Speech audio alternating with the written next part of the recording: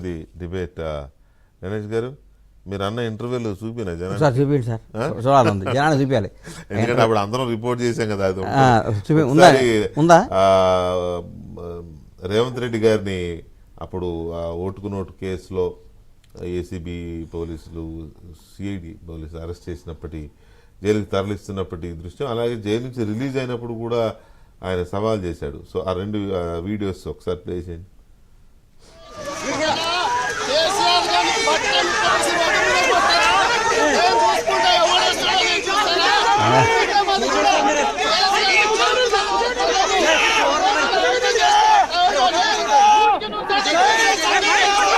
ఈ సన్నాసులందరూ ఆ తాగుబోతోడు పక్కన చేరి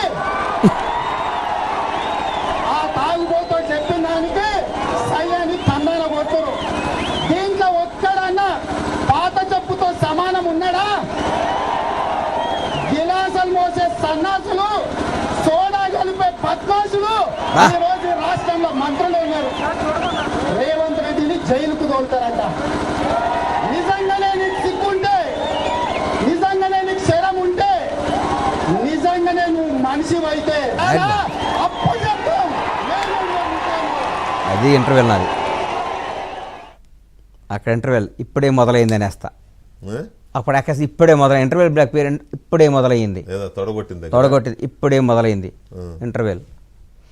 ఏం దింపుతా సీన్. మా హీరో ఎవరో కానీ చరిత్రలో ఉండిపోయి సినిమా తీస్తా. ఇది క్లైమాక్స్ ఏంటంటే ఎల్బీ స్టేడియం సీఎంగా ప్రమాణ స్వీకరించడం. అబ్బొబ్బో బద్దలైపోద్ది సినిమా.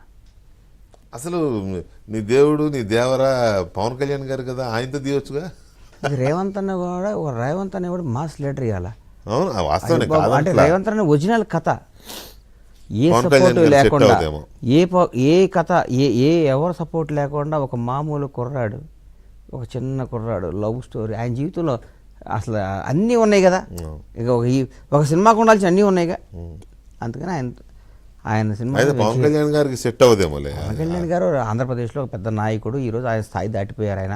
ఆయన వేరే మంచి హీరోని పెట్టి చేద్దాం, తప్పకుండా చేద్దాం. అయితే మీరు ఇందాక